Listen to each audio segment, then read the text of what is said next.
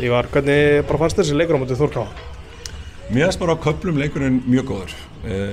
Auðvitað veit ég að við töpuðum 6-0, mér fannst það fullstórt og ég hef nú alveg viljað sjá okkur kannski ná 1-2 mörkum á þér því að við vorum bara að spila alveg ljómandi vel upp á við og komist allavega 6-7 sinnum bara vel aftur fyrir vörninni hjá þeim. Vantaði kannski bara manneskið þarna á endan, auðvitað vörðust þessu vel sko. Nokkur á mörkunum voru svona ódýrar í kantinum kannski hjá okkur og við vitum það bara, við þurfum að laga það. En ég meina við erum að spila við eitt af toppliðum í bestu deildinni og fyrir okkar liði bara frábært að fá þessa reynslu og máta sig við þær og sjá hvar við þurfum bara að minnka munin eða þess að minnka bilið og við vinnum bara í því áfram. En svo segja, þetta eitt af toppliðunum í bestu deildinni, þið komið ekkert til að leggjast tilbaka eða eitthvað? Nei, við sögðum þeim bara að farið út og njótið þess skilur. Við gerum smá breytingar á liðinu og þær sem komu inn bara við gerum það alveg skýrt að við ætluðum að fara í leikinn til þess að reyna að vinna hann sko.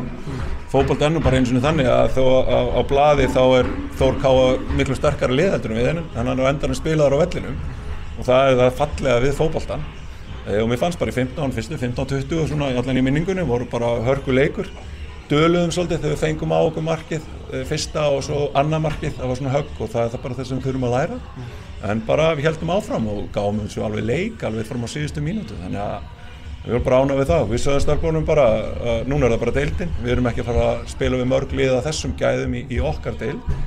En að samaskapi er þetta þangað sem við viljum komast. Það líka eins og þú segir, þið komið þetta að reyna að vinna. Vorum við svolítið háa línu, þú veist, á móti Söndru og svo Huldu í seinni hálfleikunum. Fannst þér að, þú veist, sér það eitthvað eftir því? Nei, í rauninni ekki, því að línan í sjálfu sér þó hún hefði verið há, það var kannski aðalega það að hún var ekki alveg í línu. Þannig að þú veist, við erum bara að vinna í því. Leikmenn þurfa bara að læra hvernig er að halda línu og hvenær menn stígu upp þegar leikmenn hlaupa inn fyrir og lesa sendinguna þegar hún kemur. Þannig að það vantaði örlítið upp á það og við ræddum það bara við stelpunar og við myndum svo bara að horfa á það og vinna í því áfram. En nei, mér fannst það engin, þú veist, við ætluðum að stígu upp og við ætluðum að reyna að halda liðinu þéttu þannig að þegar vörnin nýtur upp þá var miðjan nær því að vinna annan bolta og þá vorum við betri stöðu til að sækja, þannig að það var bara uppleggið. Þeir eru þetta nýlegar í lengjudeildinni á þessu ári, hvað viljið þið gera í sumar? Já, markmið okkar var náttúrulega að við komum upp í fyrra.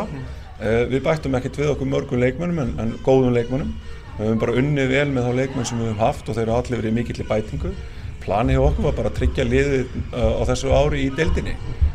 Fyrstu 2 leikir hafa lofað ljómandi góðu og ef við náum að halda þeim gæðum eða því quality í næstu leikjum þá erum við bara erfitt lið að spila á móti og munum pikka inn stig held ég hratt og örugglega. Fyrir ekki.